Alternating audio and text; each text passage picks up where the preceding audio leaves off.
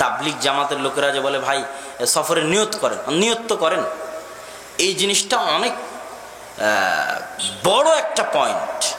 যে যখন মানুষ ইচ্ছা করে, যেমন ফজরের সালাতে ঘুম থেকে উঠার ক্ষেত্রে একটা জিনিস পরীক্ষা করে দেখবেন, আপনি যদি 100-তে 100 আন্তরিকভাবে এই নিয়ত করে ঘুমান যে আপনি ফজরে উঠবেন, উঠে সালাত আদায় করবেন, তাহলে তখন আপনার ঘুম ভেঙে যাবে।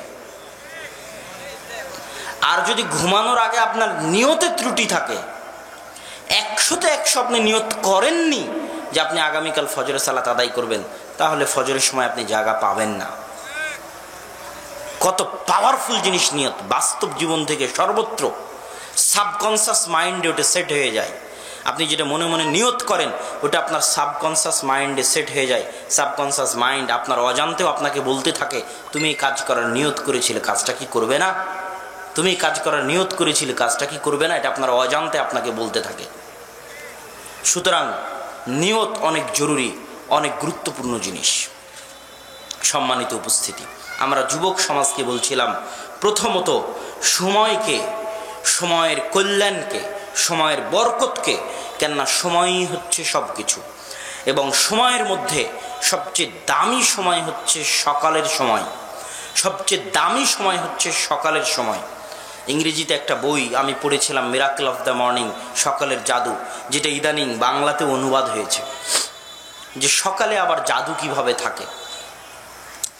সকালের এই জাদু যে ধরতে পারবে, ওর দুনিয়াবী জীবনও সফল, ওর পরকালীন জীবনও সফল। আর যে ধরতে পারবে না, ওর পরকালীন জীবন তো বহু দূরে থাক, ও দুনিয়াবী জীবনেও কোনোভাবেই সফল হতে পারবে না। দুনিয়াবী জীবনও ও ধনী হতে পারবে না, টাকা পয়সার মালিক হতে পারবে না যে সকালে ঘুমিয়ে থাকে। কেন? যখন সে সকালে ঘুমিয়ে থাকছে তখন সারা পৃথিবীতে আল্লাহর দয়া, আল্লাহর রহমত ছিটানো হচ্ছে, আর আল্লাহর দয়া, আল্লাহর রহমতকে সে পদদলিত করে, অপমানিত করে, অবমূল্যায়ন করে সে তার বাড়িতে রুমে শুয়ে আছে। ও কোনোদিন দুনিয়াতেও সফল হতে পারবে না। রাসূল সাল্লাল্লাহু আলাইহি ওয়াসাল্লাম বলেন, সাবআতুন ইউদিল্লুহুমুল্লাহ ইয়াওমা লা দিল্লা ইল্লা দিল্লুহ। কঠিন কিয়ামতের মাঠে 7 শ্রেণীর মানুষকে আল্লাহ সুবহানাহু ওয়া তাআলা তার বিশেষ ছায়া দান করবেন। যে কঠিন দিনে লা জিল্লা ইল্লা জিল্লুহ, যে কঠিন দিনে আল্লাহর প্রদত্ত বিশেষ ছায়া ব্যতীত আর কোনো ছায়া থাকবে না, সেই দিনে আল্লাহ সুবহানাহু ওয়া তাআলা 7 শ্রেণীর মানুষকে তার বিশেষ ছায়া প্রদান করবেন। তার প্রথম শ্রেণী হচ্ছে ইমামুন আদিল, ন্যায় পরায়ণ শাসক।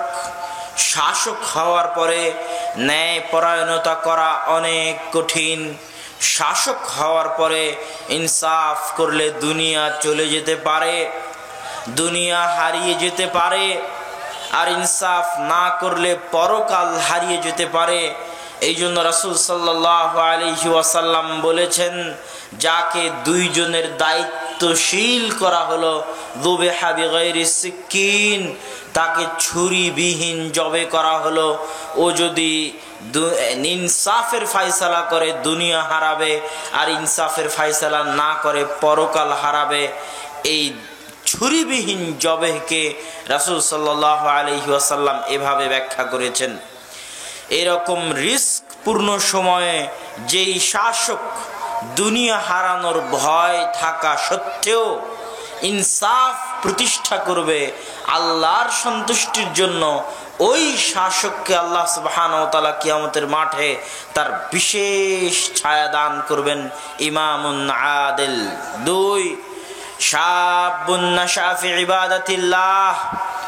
ওই যুবক, যে যুবক তার যৌবন কালকে ব্যয় করবে, কাটাবে আল্লাহ সুবহানাহু ওয়া তাআলার দাসত্বে, আল্লাহ সুবহানাহু ওয়া তাআলার গোলামিতে।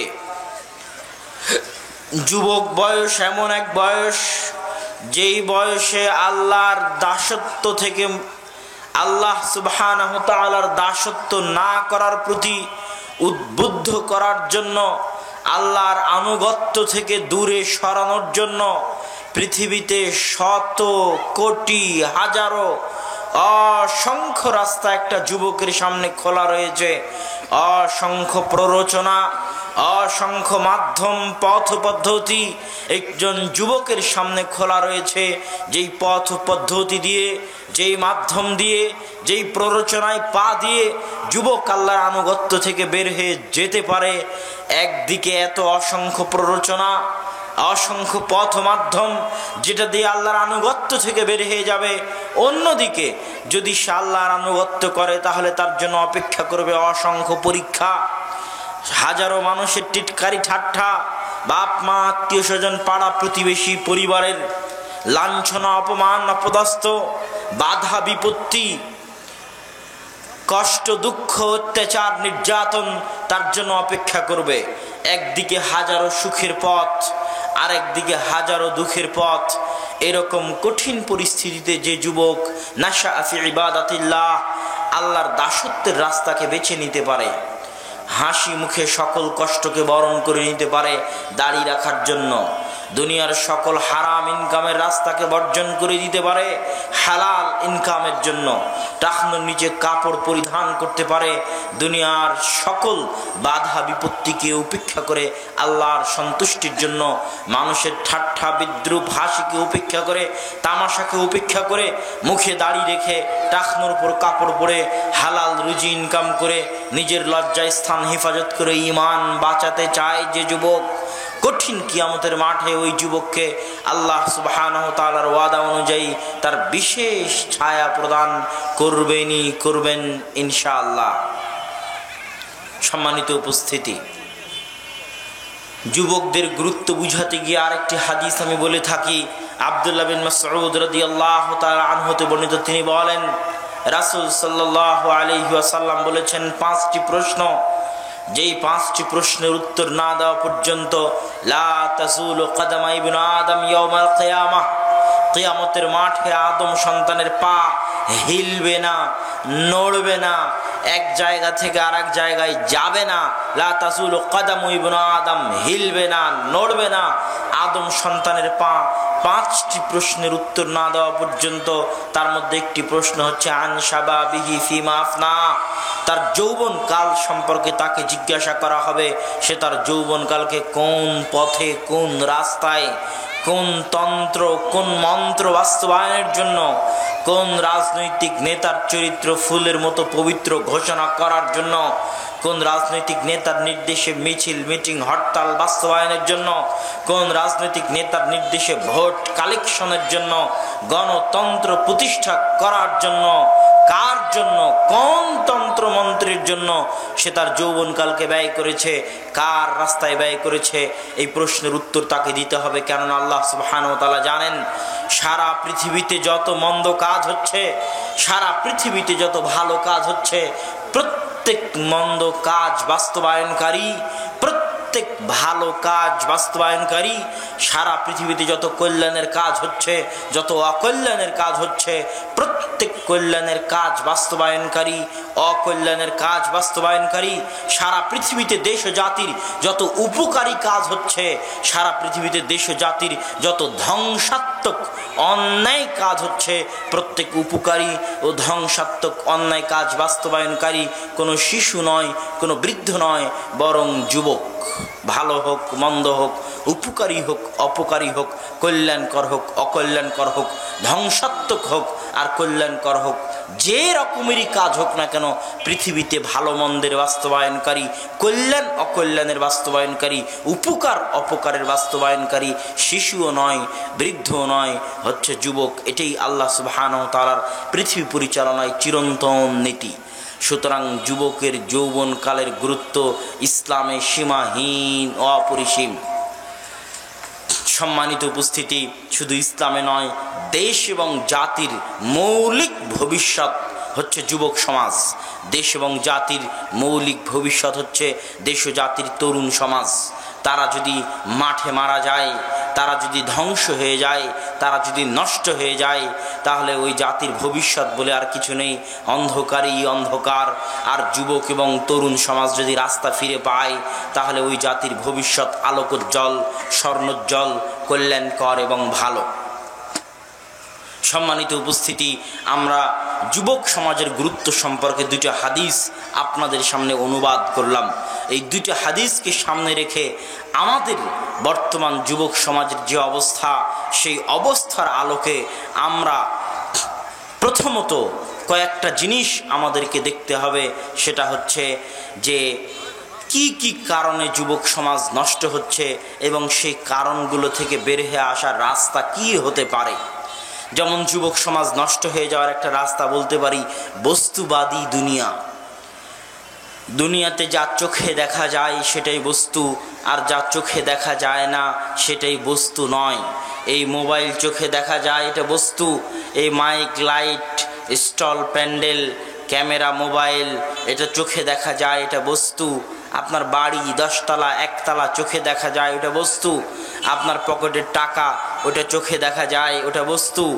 আপনার জমি 100 বিঘা 200 বিঘা চোখে দেখা যায় ওটা বস্তু।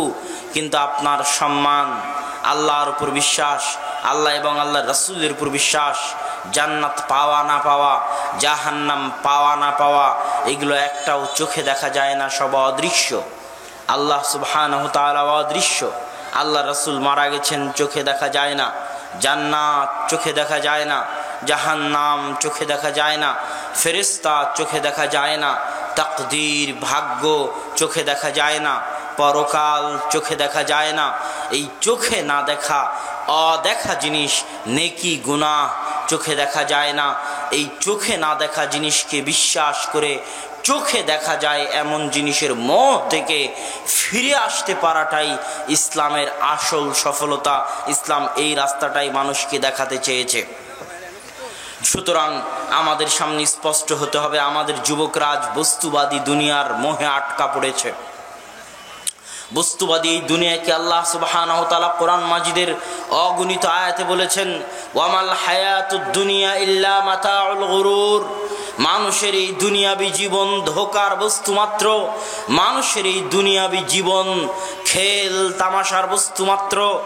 আজকে আমি রূপগঞ্জ নারায়ণগঞ্জ জামিয়া সালাফিয়া থেকে রওনা দিয়ে আপনার এখানে এসেছি। এই আসার পথে রাস্তায় কোথাও যদি আমি কোনো খেল তামাশা, কোনো ধোঁকাপূর্ণ বস্তুতে মত্ত হয়ে যেতাম, হয়তো কোথাও কোনো সাপের খেলা, কোনো জাদুর খেলা, কোনো কিছু দেখতে গিয়ে আমি রাস্তায় যদি ব্যস্ত হয়ে যেতাম বা কোথাও খাবারে ব্যস্ত হয়ে যেতাম আর আপনার এই প্রোগ্রামের কথা ভুলে যেতাম, তাহলে ওইটা আমার জন্য ধোঁকার জিনিস, ওইটা আমার জন্য খেল তামাশার জিনিস, আমাকে আমার আসল টার্গেট থেকে ভুলিয়ে রেখেছে। আল্লাহ সুবহানাহু ওয়া তাআলা মানুষকে সৃষ্টি করার পর থেকে নিয়ে, রূহের জগৎ থেকে নিয়ে, ওটাকে আরেকটু কাছে দিন, খুব মশা। আল্লাহ সুবহানাহু ওয়া তাআলা মানুষকে সৃষ্টি করার পর থেকে নিয়ে, রূহের জগৎ থেকে নিয়ে জান্নাত জাহান্নাম পর্যন্ত যে রাস্তা, রূহের জগৎ থেকে জান্নাত পর্যন্ত, রূহের জগৎ থেকে জাহান্নাম পর্যন্ত, এই রাস্তার আমি একজন পথিক মাত্র। আমার এই পথ চলা, আমার এই রাস্তায় চলার মাঝে সামান্যতম বিরতি হচ্ছে এই দুনিয়ার জীবন। আর এই দুনিয়ার জীবনের যত আরাম আয়েশ আছে, যত আনন্দ উল্লাসের মাধ্যম আছে, টাকা পয়সা উপার্জনের মাধ্যম আছে, ধন দৌলত তৈরি করার মাধ্যম আছে, বিলাসিতার মাধ্যম আছে, সবগুলো আমার জন্য মাতাউল গুরুর। ওয়ামাল হায়াতুদ দুনিয়া ইল্লা মাতাউল গুরুর। কোরআনে আল্লাহর দ্ব্যর্থহীন কণ্ঠে ঘোষণা যে দুনিয়ার পুরো জীবনটাই মাতাউল গুরুর, ধোঁকার জিনিস। পুরো জিনিস, পুরো দুনিয়াটাই খেল তামাশার জিনিস, মোহের জিনিস। মানুষকে জান্নাতের লক্ষ্য থেকে, মানুষকে জান্নাত জাহান্নামের দুইটার একটার লক্ষ্য থেকে মানুষকে ভুলিয়ে দিয়ে দুনিয়াতে ব্যস্ত করে দেয়। অথচ দুনিয়া রাস্তার মাঝে সামান্য বিরতি মাত্র, দুনিয়া রাস্তার মাঝে সামান্য থেমে থাকা মাত্র। এই থেমে থাকাকেই মানুষ স্থায়ী মনে করে নিয়েছে, এই বিরতিকেই মানুষ স্থায়ী মনে করে নিয়েছে, আর দুনিয়াতে যা কিছু পাচ্ছে ওইটাকে স্থায়ী মনে করে নিয়েছে। মানুষ ধোঁকায় পড়ে গেছে। অথচ এটা আসল সফলতা নয়। আসল সফলতা হচ্ছে ফামান যুহজিহা আনিন নার ওয়া উদখিলাল জান্নাহ ফাকাদ ফাজ। আসল সফল সেই মান যুহজিহা আনিন নার, যাকে জাহান্নামের আগুন থেকে বাঁচিয়ে দেওয়া হলো, যাকে জাহান্নামের আগুন থেকে রক্ষা ব্যাখ্যা করে নেওয়া হলো মান যুহজিহা আনিন নার, যাকে জাহান্নামের আগুন থেকে দূরে সরিয়ে দেওয়া হলো, ওয়া উদখিলাল জান্নাহ, আর যাকে জান্নাতে প্রবেশ করিয়ে দেওয়া হলো, ফাকাদ ফাজ, পৃথিবীতে একমাত্র সফল সেই। আপনি যেই দিন নিজেকে জান্নাতে আবিষ্কার করবেন সেই দিন আপনি সফল। আর যতক্ষণ নিজেকে জান্নাতে আবিষ্কার না করতেছেন ততক্ষণ এই দুনিয়া মাতাউল গুরুর, খেল তামাশা মাত্র। এই খেল তামাশার মোহে পড়ে পরকাল ভুলে গেলে আপনি ব্যর্থ হবেনই হবেন। এটাই আল্লাহ সুবহানাহু ওয়া তাআলা বুঝাতে চেয়েছেন। যুবক সমাজ দুনিয়ার মোহ, দুনিয়ার লোভ লালসায় পড়ে জান্নাতের যে স্বাদ, জান্নাতের যে মজা, জান্নাতের এই স্বাদ এবং মজার চাহিদা থেকে, আগ্রহ থেকে তারা পিছে পড়ে গেছে। সাহাবীদের যুগে এরকম সাহাবী ছিল যে মুখে খেজুর খাচ্ছে আর জান্নাতের কথা শুনে তার মনে হয়েছে সে আল্লাহর সাক্ষাৎ চায়, সে আল্লাহর সাক্ষাৎকে ভালোবাসে, সে আল্লাহর সাথে দেখা করতে চায়, সে আল্লাহর সাথে সাক্ষাৎ এবং দেখা হওয়াকে তার জান প্রাণের চাইতে ভালোবাসে। আল্লাহর সাথে দেখা হওয়া থেকে দেরি হওয়া এই দুনিয়ার মাধ্যম তার জন্য জেলখানার মতো, পিঞ্জিরার মতো। একটা মানুষকে জেলখানায় আবদ্ধ রাখলে যেমন ছটপট করে, এই দুনিয়ায় তার আত্মাটা তেমন ছটপট করে। কখনই জেলখানা থেকে মুক্ত হয়ে তার প্রতিপালক আল্লাহর সাথে সাক্ষাৎ করবে। এটা হচ্ছে রজা ও লিকা ইল্লাহ, আল্লাহর সাক্ষাতের জন্য মুমিনের হৃদয়ের তাড়না, মুমিনের হৃদয়ের তাড়াপ আল্লাহর সাক্ষাতের জন্য, যে যেন দুনিয়া তার কাছে জেলখানার মতো। নিঃশ্বাস যেন বন্ধ হয়ে আসছে দুনিয়ার এই খেলতামাশায়, দুনিয়ার এই মোহে, দুনিয়ার এই চাকচিক্যে যেন তার নিঃশ্বাস বন্ধ হয়ে আসতেছে, যেন সে জেলখানার মধ্যে আছে। সে দুনিয়ার এই দাসত্ব থেকে, দুনিয়ার এই জেলখানা থেকে মুক্ত হয়ে তার প্রতিপালক, তার সৃষ্টিকর্তা আল্লাহর সাথে সাক্ষাৎ করতে চায়, আল্লাহর সাথে দেখা করতে চায়। এটার কথাই ওই সাহাবীর ক্ষেত্রে বলা হয়েছে যে খেজুর খাওয়ার দেরিটুকু তার সহ্য হয়নি। খেজুর খাওয়ার এই দেরিটুকু, এই জেলখানায় বন্দি থাকা তার পক্ষে সম্ভব হয়নি। সে খেজুর ফেলে দিয়ে দৌড়ে চলে গেছে জিহাদের মাঠে, যুদ্ধ করে শহীদ হয়ে গেছে। কেননা সে আল্লাহর সাক্ষাৎ প্রার্থী, আল্লাহর লেকা, আল্লাহর সাক্ষাৎকে সে ভালোবাসে। সম্মানিত যুবক সমাজ, সম্মানিত তরুণ সমাজ, দুনিয়ার এই মোহ, দুনিয়ার এই লোভ লালসা, দুনিয়ার এই চাকচিক্য যে ধোঁকা, এই ধোঁকাকে ফেলে দিয়ে আল্লাহর ভালোবাসায়, আল্লাহর সাক্ষাতের নেশায় সময় ব্যয় করাই হচ্ছে আসল সফলতা, আসল স্বাধীনতা। আমি আমার বহু বক্তব্যে বলেছি যে আজকের পৃথিবীর, এবছরের প্রায় সব বক্তব্যে বলেছি যে বর্তমান পৃথিবীর, বর্তমান সমাজের অধিকাংশ মানুষ কোনো না কোনো কিছুর দাস, গোলাম, কৃতদাস। যে মানুষটা বিড়ি সিগারেট খায় এবং বিড়ি সিগারেট না খেলে তার ঘুম হয় না, বিড়ি সিগারেট না খেলে সে টিকতে পারে না, বিড়ি সিগারেট না খেলে তার নিঃশ্বাস বন্ধ হয়ে আসে, তার দম বন্ধ হয়ে আসে, সে হচ্ছে এই বিড়ি সিগারেটের কেনা গোলাম এবং দাস, কৃতদাস।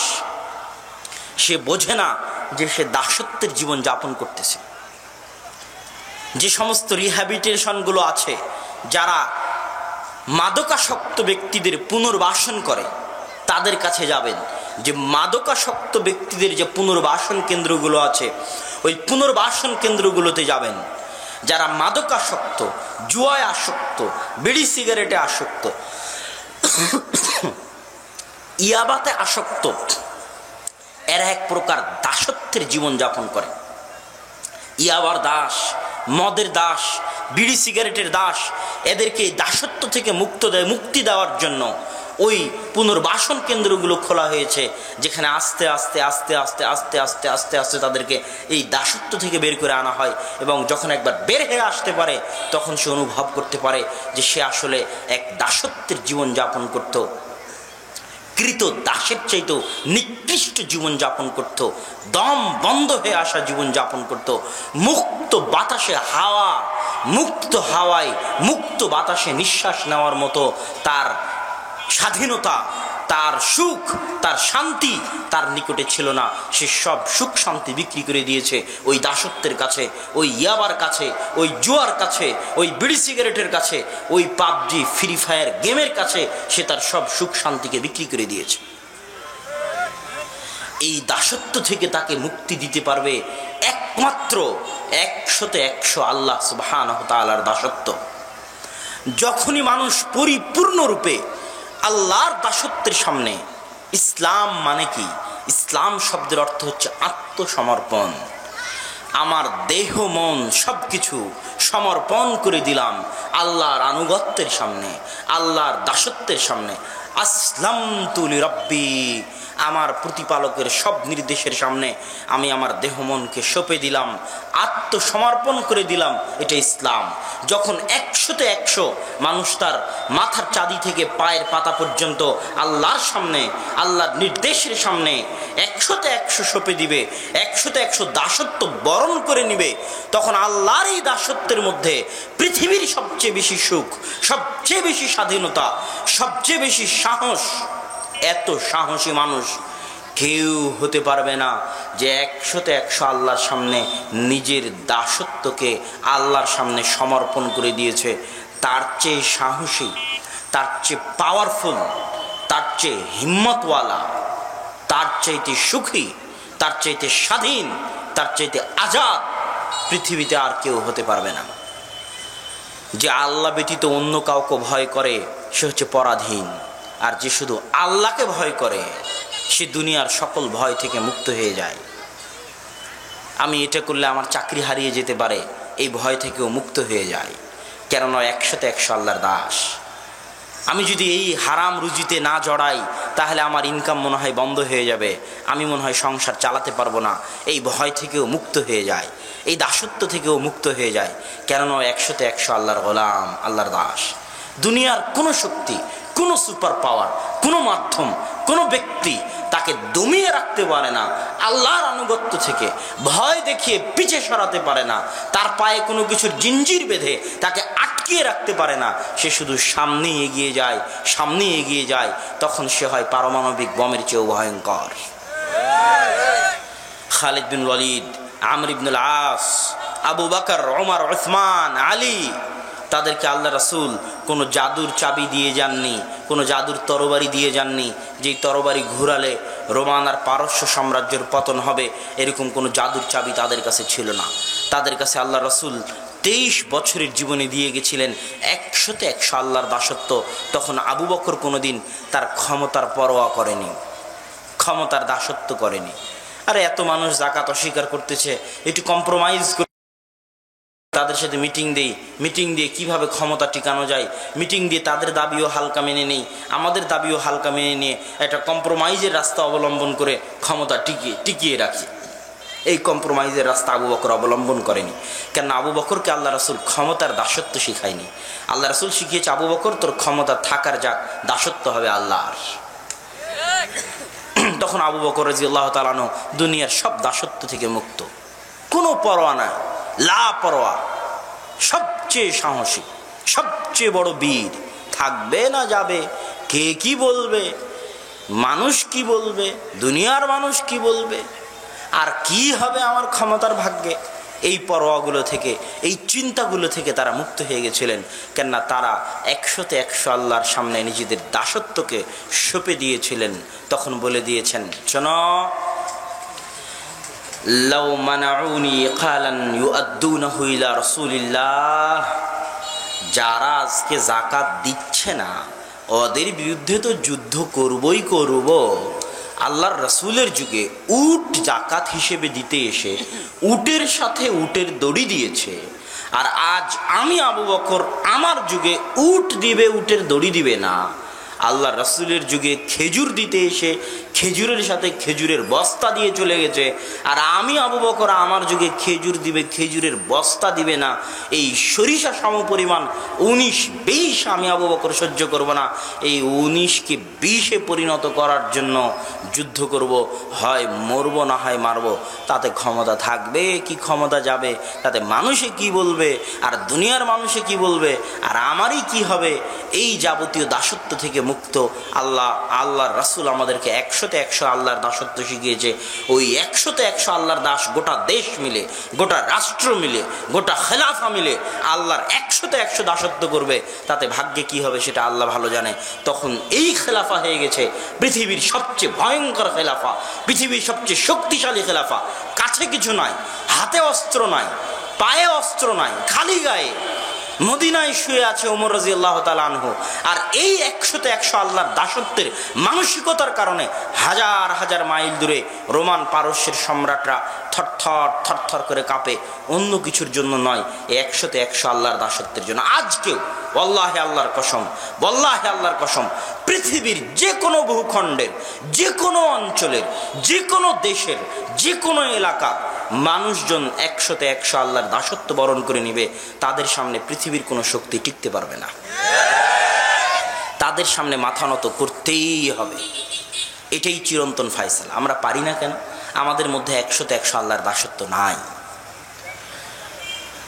সম্মানিত উপস্থিতি, যুবক সমাজকে বলছিলাম, দুনিয়ার মোহ থেকে মুক্ত হয়ে, দুনিয়ার লোভ লালসা থেকে মুক্ত হয়ে, দুনিয়ার চাকচিক্য থেকে মুক্ত হয়ে আল্লাহর ইবাদতে, আল্লাহর দাসত্বে নিজেদের জীবনের সময়টুকু ব্যয় করা ওই যুবকের সার্বিক সফলতার মৌলিক কারণ।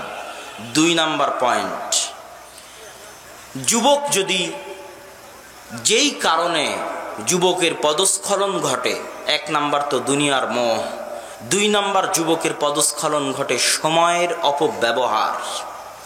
দুনিয়াতে যত অন্যায় কাজ আছে, প্রত্যেক অন্যায় কাজ সংঘটিত হওয়ার সুযোগ পায় সময়ের অপব্যবহারের জন্য, সময়ের অবমূল্যায়নের জন্য। ওই কাজটুকুতে, ওই অন্যায় কাজটুকুতে আমি যে সময়টুকু লাগাচ্ছি, এই সময়টা সময়কে নষ্ট করা, এই সময়টা সময়কে অপব্যবহার করা। এই জন্য যুবক যদি বাঁচতে চায়, তাহলে তাকে সময়ের গুরুত্ব এবং মূল্য বুঝতে হবে যে সময় কি জিনিস। আমরা আজকে এই মাঠে বসে আছি, দারুল আল ইকরাম ফাউন্ডেশনের এই মাঠে। আমরা কিন্তু আসলে এই মাঠে নাই, আমরা কিন্তু আসলে মাগরিব থেকে ঈশার মধ্যে একটা সময় যেটা অতিবাহিত হচ্ছে, আমরা মূলত ওই সময়টার মধ্যে আছি।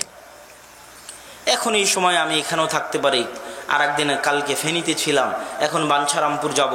আমরা নির্দিষ্ট জায়গায় বসবাস করি না, আমাদের এই চলা থাকা যাওয়াটা একটা সময়ের মধ্যে। আমি যদি এখানে ঈশার পর সূর্য উঠছে ডুবছে, উঠছে ডুবছে, এই যে সময় পৃথিবী সৃষ্টির পর থেকে নিয়ে সময় যে অতিবাহিত হতেই আছে, হতেই আছে, হতেই আছে, মহাকালের গর্ভে সময় যে হারিয়ে যাচ্ছে, এটাই পৃথিবীকে ধাক্কা দিয়ে এগিয়ে নিয়ে যাচ্ছে ধ্বংসের দিকে। পৃথিবী ধ্বংস হবেই, কেননা সময়ের শেষ আছে। সময়ের শেষ যখন আছে, তখন এই পৃথিবী ধ্বংস হবে, ধ্বংসের দিকে এগিয়ে যাচ্ছে। আর পৃথিবীর যে মাটি জমি জায়গা, এটা হচ্ছে থাকার একটা মাধ্যম মাত্র। মক্কা ইব্রাহিম আলাইহিস সালামের যুগেও ছিল, আল্লাহ রাসূলের যুগেও ছিল, আমাদের যুগেও আছে। ইব্রাহিম আলাইহিস সালাম নাই কেন? মুহাম্মদ সাল্লাল্লাহু আলাইহি ওয়াসাল্লাম নাই কেন? তাদের সময়টা পার হয়ে গেছে। আমরাও একদিন থাকবো না, যখন আমাদের সময় পার হয়ে যাবে। আবার নতুন প্রজন্ম আসবে, তাদের সময় পার হয়ে যাবে, তারাও চলে যাবে। তাহলে মানুষ মূলত বসবাস করে সময়ের মধ্যে। ওয়াল আসর ইন্নাল ইনসানা লাফি খুসর, সময়ের শপথ, প্রত্যেকটা মানুষ সময় নিয়ে ক্ষতির মধ্যে নিমজ্জিত আছে, ধ্বংসের মধ্যে নিমজ্জিত আছে। দুনিয়ার কোনো মানুষ সঠিকভাবে সময়কে মূল্যায়ন করা জানে না, কেউ সঠিকভাবে সময়কে দাম দেওয়া জানে না। কারা ব্যতীত?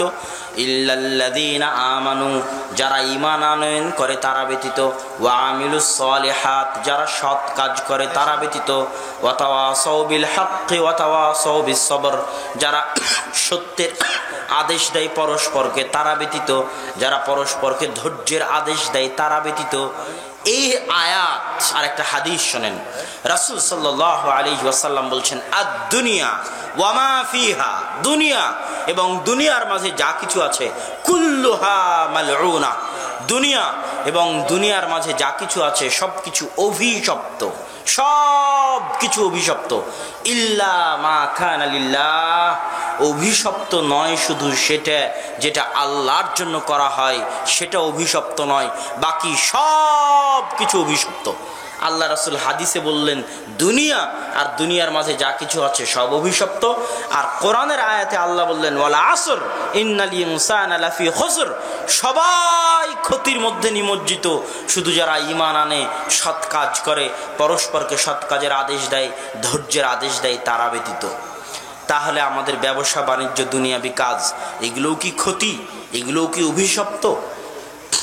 সম্মানিত উপস্থিতি, ইসলামের মৌলিক জিনিস হচ্ছে নিয়ত। নিয়ত এমন একটা জিনিস যে নিয়ত দিয়ে মানুষ তার স্ত্রীর সাথে সহবাসকেও নেকিতে পরিণত করতে পারে। রাসূল সাল্লাল্লাহু আলাইহি ওয়াসাল্লাম বলছেন, তোমাদের কারো তার স্ত্রীর নিকটে যাওয়া সাদাকাহ, দান, নেকি। সাহাবীগণ আশ্চর্য হয়ে এর কারণ জানতে চাইলেন। রাসূল সাল্লাল্লাহু আলাইহি ওয়াসাল্লাম উত্তরে যা বললেন তার সারমর্ম হচ্ছে, তোমাদের প্রতিপালক এত অদয়ালু, অমেহেরবান, অকরুণাময় নন, এত করুণাহীন, মেহেরবানহীন, দয়াবিহীন নন যে যেই কাজ হারাম পন্থায় করলে তিনি গুনাহ দিবেন, ওই কাজ মানুষ হালাল পন্থায় করলে আল্লাহর দয়ার এত অভাব হয়নি যে আল্লাহ নেকি দিবেন না। সুবহানাল্লাহ, আল্লাহু আকবার। যেই কাজ হারাম পন্থায় করলে আল্লাহ গুনাহ দিবেন, ওই কাজ হালাল পন্থায় করলে আল্লাহ কি দিবেন? নেকি দিবেন। কেননা আমি ওই হারাম থেকে বাঁচতে, ওই গুনাহ থেকে বাঁচতে আমি ওই কাজটা হালাল পন্থায় করেছি। বিয়ে করেছি লজ্জায় স্থান বাঁচাতে, স্ত্রীর কাছে গেছি লজ্জায় স্থান হারাম থেকে বাঁচাতে। এই প্রত্যেকটা বিয়ে, স্ত্রীর কাছে যাওয়া তখন নেকিতে পরিণত হয়ে গেছে। আমি টাকা পয়সা ইনকাম করব কেন? টাকা পয়সা ইনকাম করব যাতে আরো বেশি ইনকাম করবে, আরো বেশি আল্লাহর রাস্তায় খরচ করতে পারি। সুলাইমান আর রাজহি, সৌদি আরবের আল রাজহি ব্যাংকের মালিক, তার মধ্যেই স্বভাব আছে তিনি আরো টাকা ইনকাম করতে চায় আরো বেশি আল্লাহর রাস্তায় খরচ করার জন্য, আরো টাকা ইনকাম করতে চায় আরো বেশি আল্লাহর রাস্তায় খরচ করার জন্য। তার বহু কোম্পানি আছে শুধু ওয়াকফ লিল্লাহ, আল্লাহর রাস্তায় খরচের জন্য ওয়াকফ, পুরো কোম্পানি ওয়াকফ। যেমন ধরেন পার্টেক্স কোম্পানির একটা পণ্য হচ্ছে মাম, তো পার্টেক্স কোম্পানির কাগজ আছে, কত রকমের জিনিসপাতি আছে, তার মধ্যে একটা হচ্ছে মামের পানি।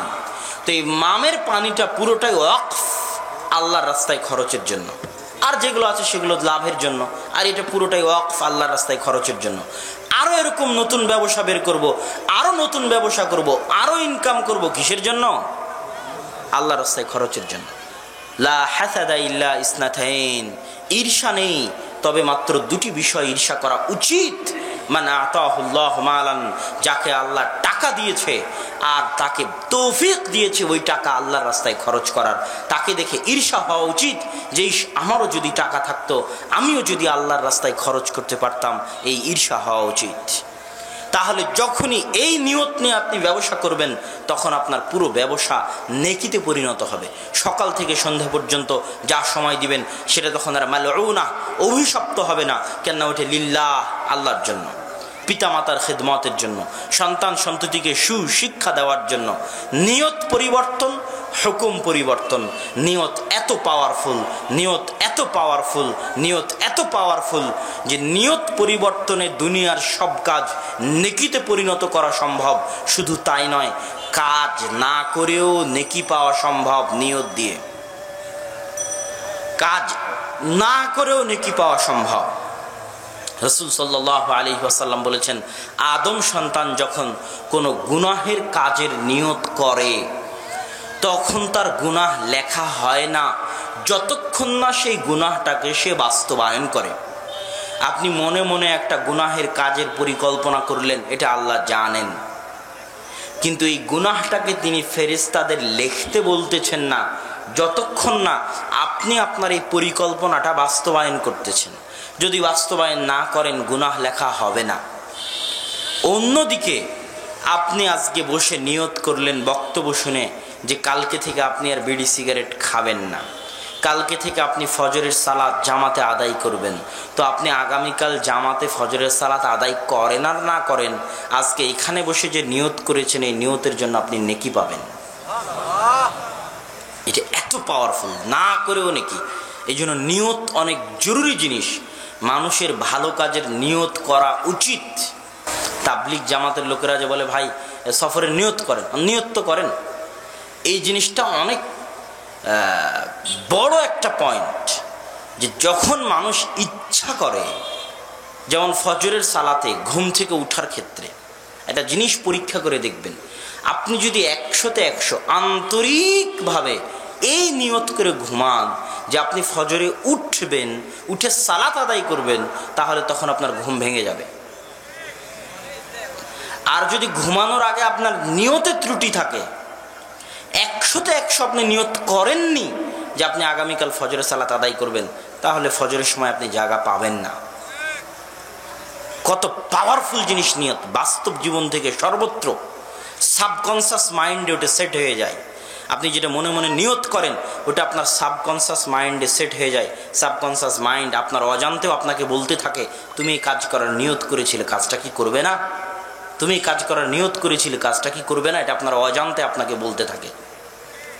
সুতরাং নিয়ত অনেক জরুরি, অনেক গুরুত্বপূর্ণ জিনিস।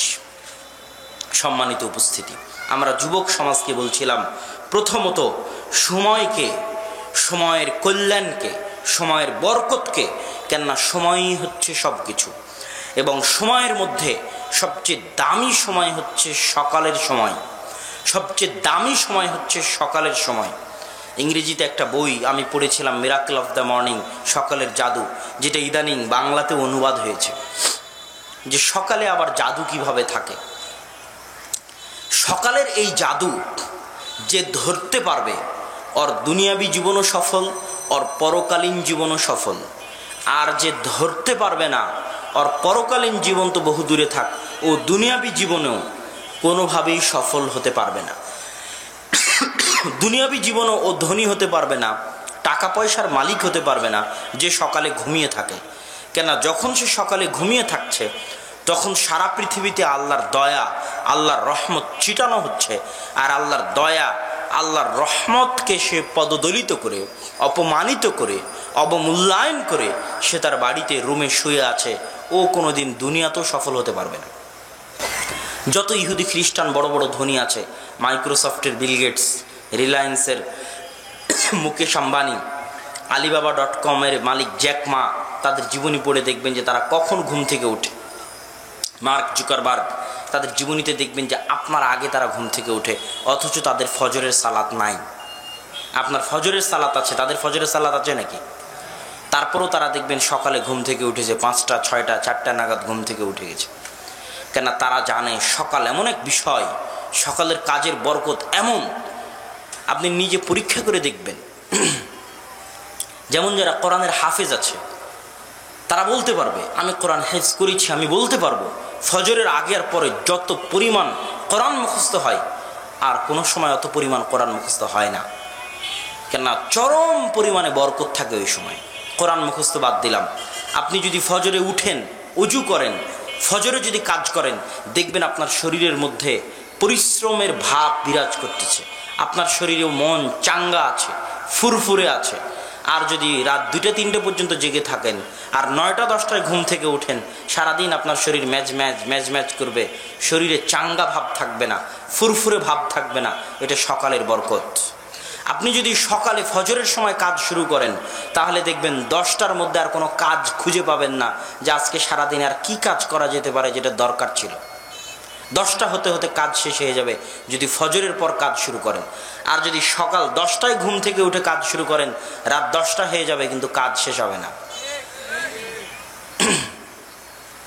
ফজরের পর থেকে নিয়ে জোহর পর্যন্ত এটা সবচেয়ে লম্বা সময়, পুরো দিনে সবচেয়ে লম্বা সময়।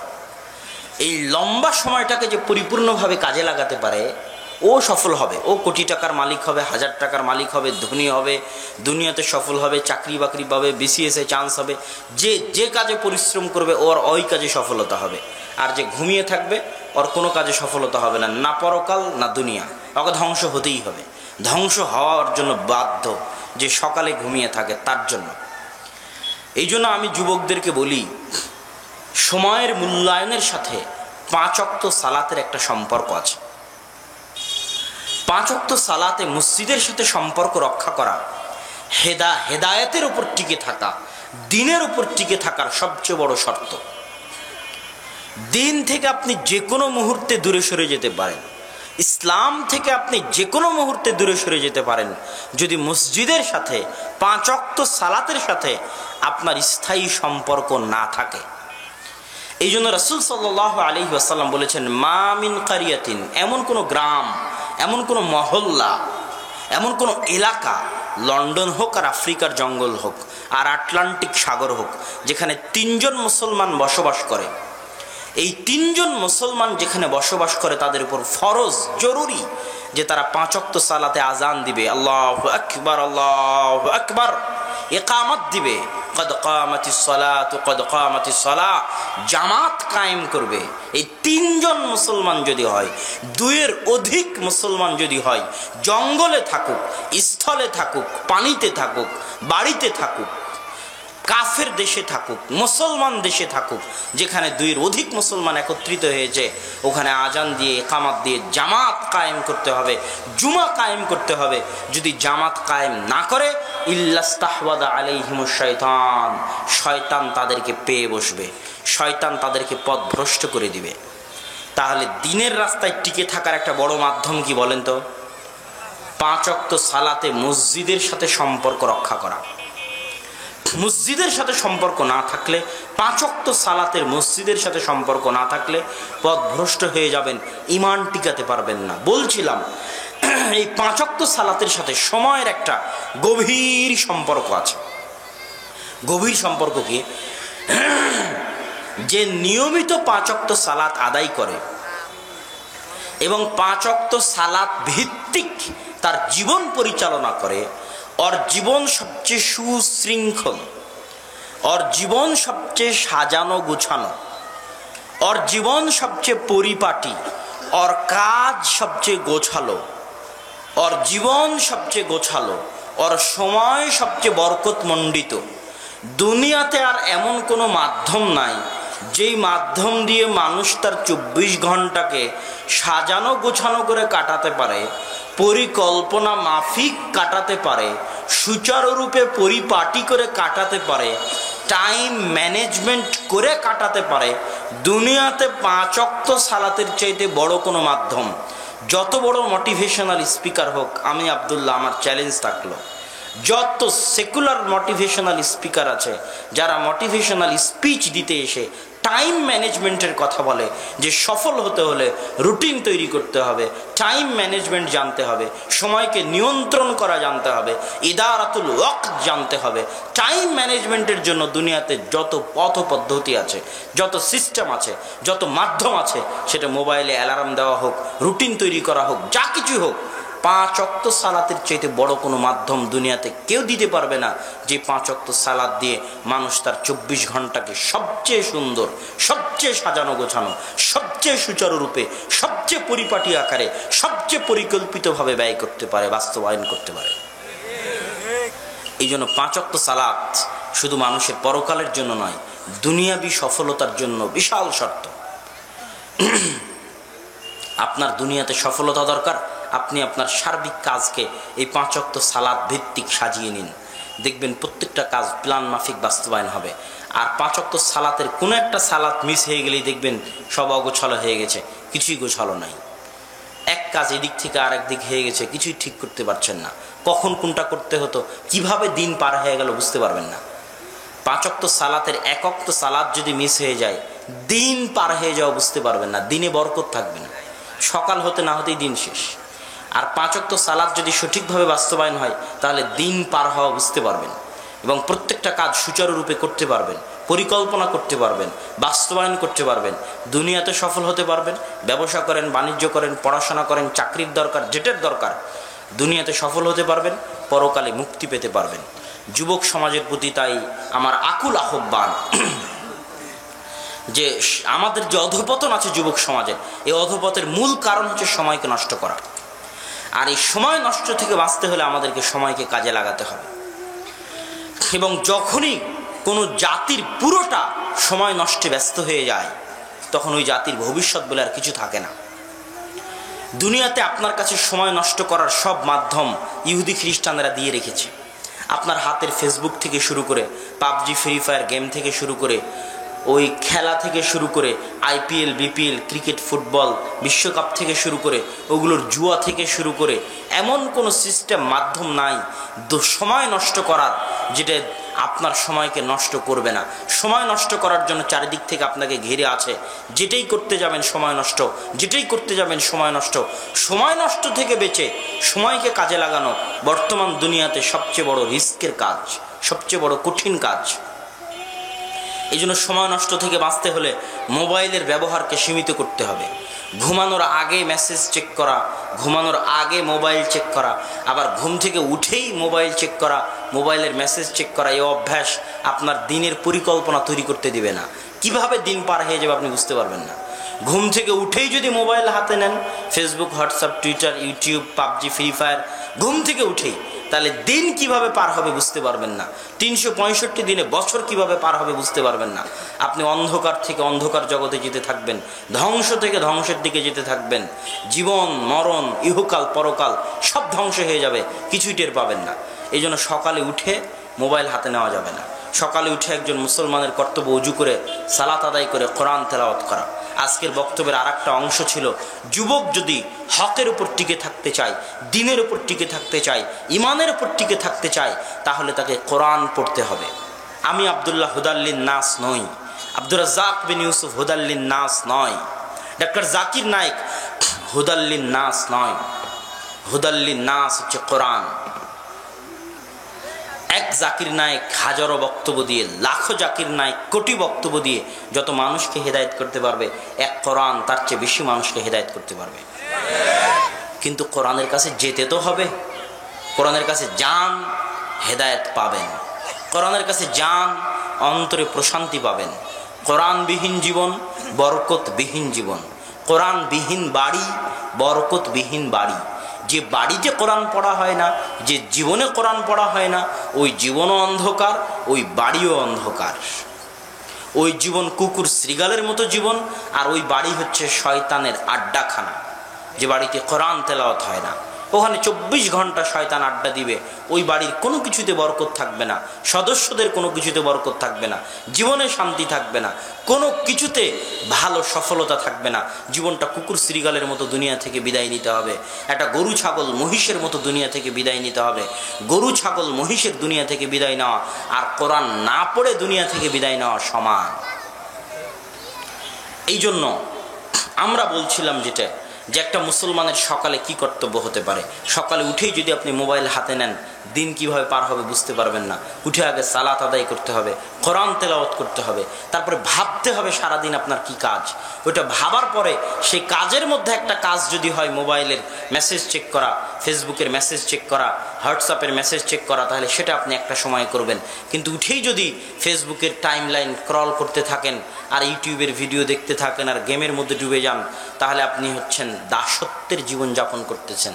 আপনি জেলখানায় আছেন, আপনার নিঃশ্বাস বন্ধ হয়ে আছে, আপনি এখনো মুক্ত বাতাসে শ্বাস নিতে পারছেন না। আপনার সফল হওয়া খুবই কঠিন। আপনার সফল হওয়া দুনিয়া এবং পরকালে খুবই কঠিন। তো সম্মানিত উপস্থিতি, সম্মানিত যুবক সমাজ, আমরা আলোচনা করছিলাম, 1 নম্বরে আলোচনা করেছিলাম দুনিয়ার মোহ থেকে নিজেদেরকে বিরত রাখা। 2 নম্বরে আলোচনা করেছিলাম সময়কে কাজে লাগানো, এবং সময়ের মধ্যে একটা গুরুত্বপূর্ণ সময় হচ্ছে সকালের সময়কে কাজে লাগানো। 3 নম্বর আলোচনা করেছি 5 ওয়াক্ত সালাতে মসজিদের সাথে সম্পর্ক রক্ষা করা। মসজিদের সাথে সম্পর্ক রক্ষা করা ছাড়া ঈমান টিকবে না। এই জন্য আমি বেদাতি মসজিদ হলেও বলি যে মসজিদের সাথে সম্পর্ক রাখতে হবে। কেন বেদাতি মসজিদ বলে আজ যদি মসজিদ ছাড়েন, কালকে সালাতই ছেড়ে দিবেন। পরীক্ষিত। আজকে মসজিদ ছাড়লে কালকে সালাত ছাড়বেন, আজকে মসজিদ ছাড়লে কালকে সালাত ছাড়বেন, আজকে মসজিদ ছাড়লে কালকে সালাত ছাড়বেন। হেদায়েতের রাস্তা থেকে বঞ্চিত হয়ে যাবেন। এই জন্য 3 নম্বর বা 4 নম্বর জরুরি জিনিস হচ্ছে 5 ওয়াক্ত সালাতে মসজিদের সাথে সম্পর্ক রক্ষা করা। আর শেষ জরুরি জিনিস হচ্ছে কোরআনকে আঁকড়ে ধরে থাকা এবং কোরআন তেলাওয়াত করা। কোরআন তেলাওয়াত করা এবং কোরআনকে আঁকড়ে ধরে থাকা।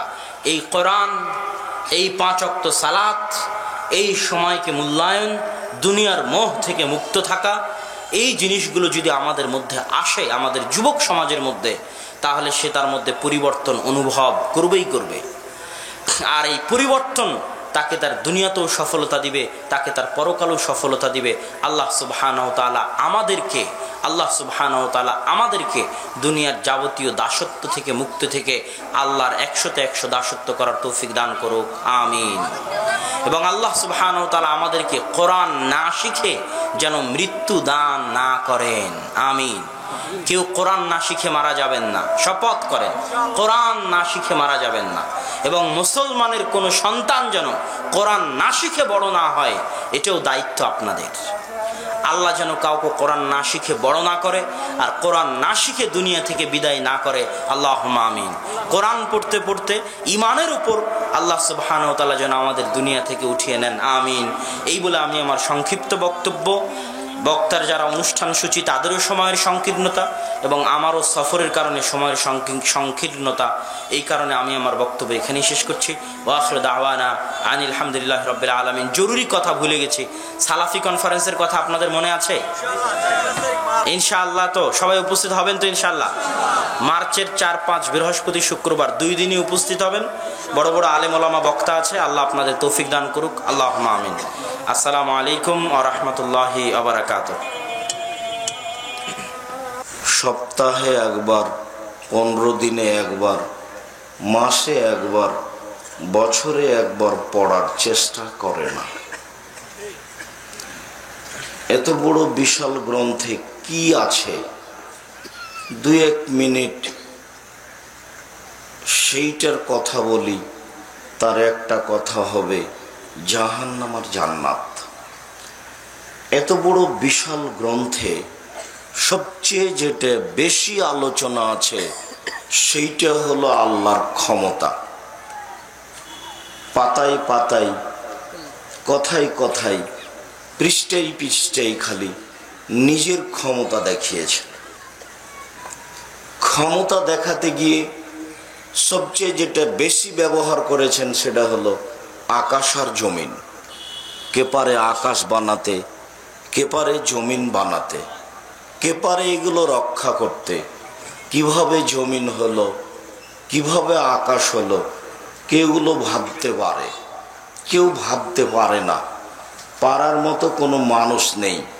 এটাই হলো আল্লাহর ব্যতিক্রম ক্ষমতা।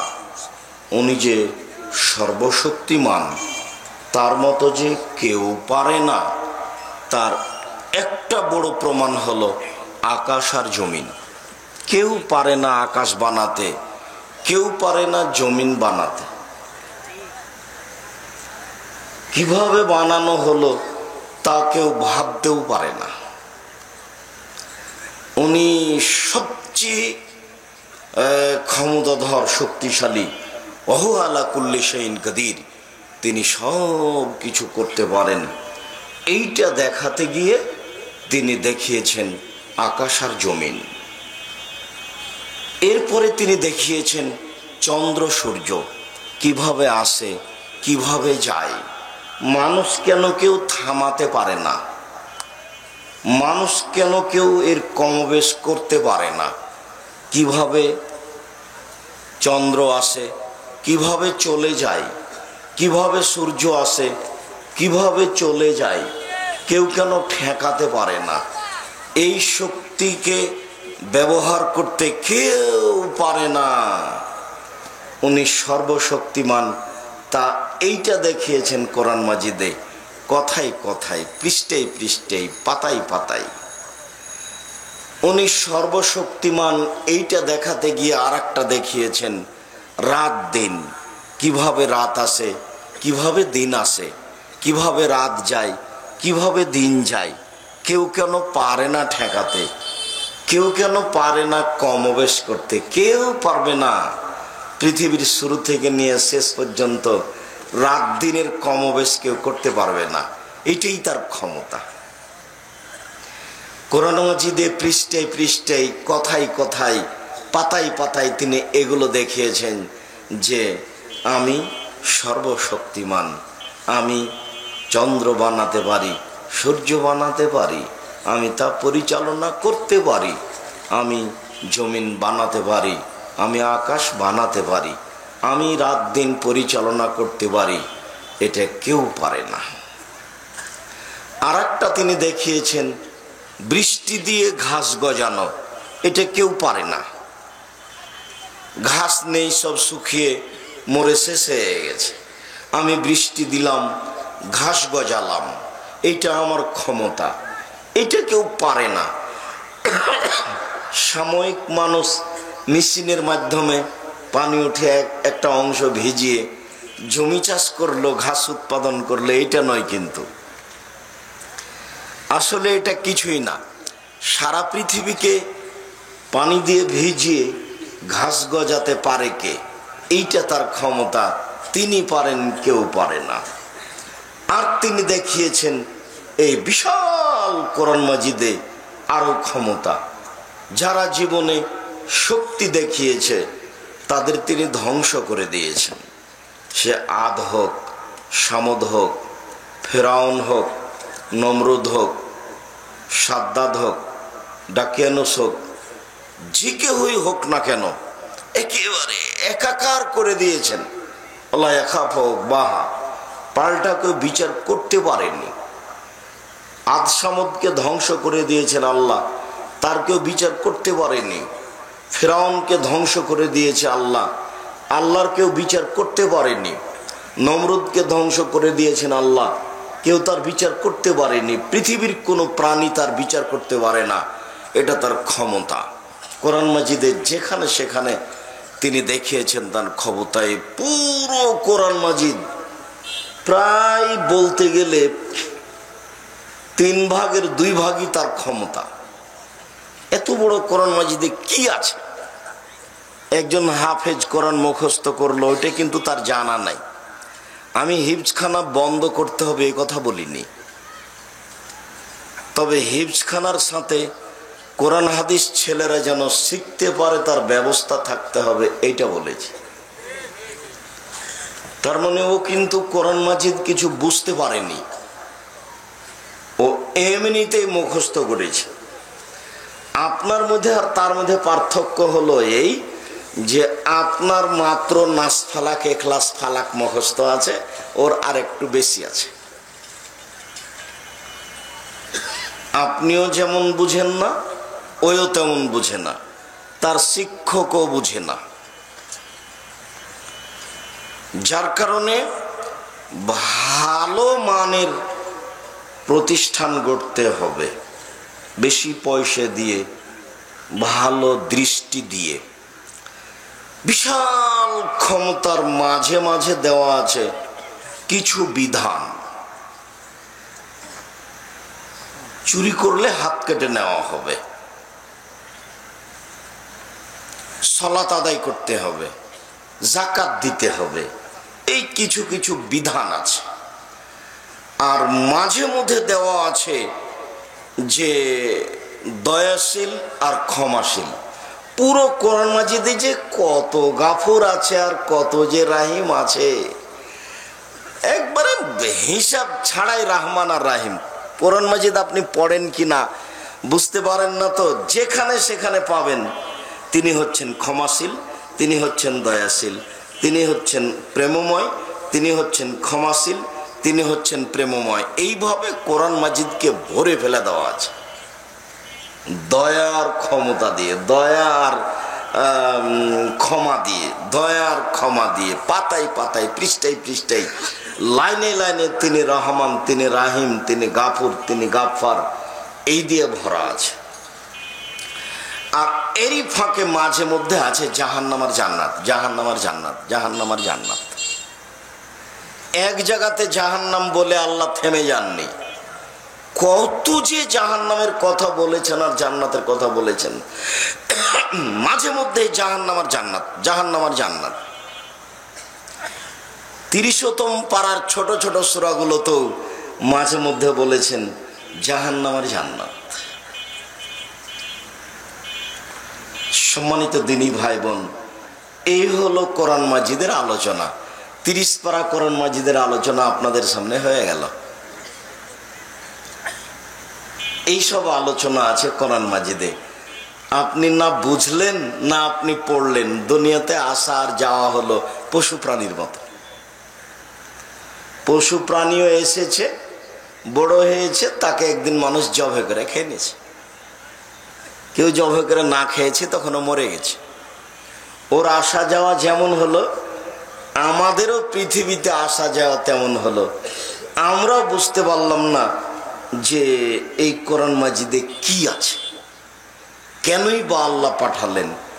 এর জন্য প্রতিষ্ঠান একান্ত জরুরি। আজ আমরা দিনই দল সংগঠনে আছি, যদি প্রতিষ্ঠান না থাকে তাহলে এগুলো একদিন থাকবে না, সব হারিয়ে যাবে। দিন ধর্মের কথা মানুষ জানতে বুঝতে পারবে না। আর যখন মানুষ প্রতিষ্ঠান গড়বে, দিন ধর্ম বুঝবে, জানবে, তখন তার মাধ্যমে আর বাকি কাজগুলো সহজ হয়ে যাবে। যার জন্য প্রতিষ্ঠান একান্ত জরুরি, অতীব জরুরি। আর আমি আব্দুর রাজ্জাক বিন ইউসুফ তেমন কিছু করতে পারছি এটা আমার মনে বলে না, তবে আমার মনে বড় স্বাদ, আমি এদেশের মাটিতে উন্নত মানের প্রতিষ্ঠান গড়বই গড়ব ইনশাআল্লাহ। এদেশের মাটিতে উন্নত মানের প্রতিষ্ঠান গড়বই গড়ব ইনশাআল্লাহ। এদেশের মাটিতে নয়, ভারত, বাংলাদেশ, পাকিস্তানে নয়, এশিয়া মহাদেশে সবচেয়ে উন্নত মানের প্রতিষ্ঠান গড়বই গড়ব ইনশাআল্লাহ। সেটাই জামিয়া সালাফিয়া। আপনি সহযোগিতা করলেও হবে, না করলেও হবে, হবেই হবে ইনশাআল্লাহ। তবে আপনার কাছে আমি যেটা দাবি রেখেছি সেটা দোয়া করবেন, আল্লাহ তুমি জামিয়া সালাফিকে কবুল করো।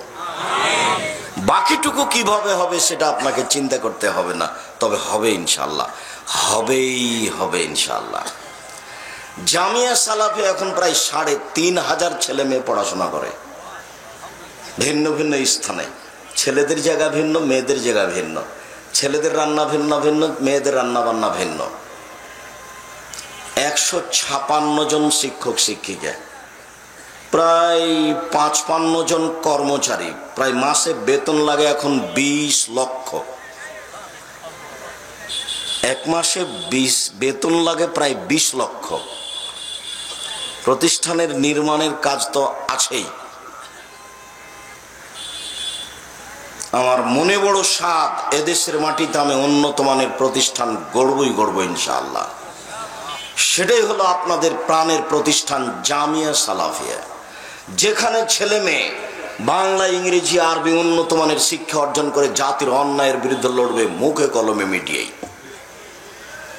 আপনি আমার দিনী ভাই, আপনি আমার দিনী বোন, জামিয়া সালাফিয়া সম্পর্কে কোনো সময় দুর্বল ধারণা রাখবেন না।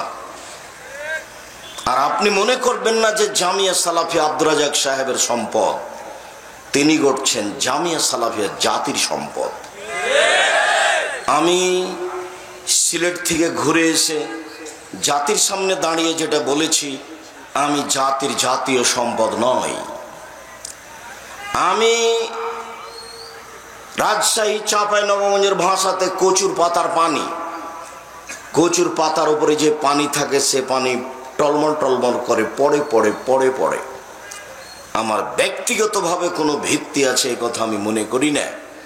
জাতির সম্পদ দামে হওয়া বহু দূরের কথা। আমি মরে যাই বেঁচে থাকি তাতে আসে যায় না।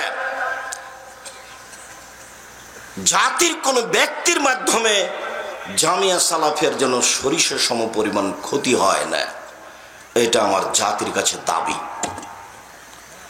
আমার ব্যক্তিগতভাবে তার ব্যাপারে সামান্যতম দুর্বলতা আছে এটা আমি মনে করি না। জামিয়া সালাফিয়া ডাঙ্গিপাড়া পাওয়া রাজশাহীতে ১৭০০ ছেলে পড়াশোনা করে এখন, ১৭০০ ছেলে। জামিয়া সালাফিয়া ডাঙ্গিপাড়া পাওয়া রাজশাহীতে মেয়ে পড়ে এখন ৮৫০। এখানে মেয়ে পড়ে আবাসিক ৫০০, আপনার বাড়ির পাশে যেটা, আর ছেলে আছে এখানে প্রায় ৮০০ ৮৫০।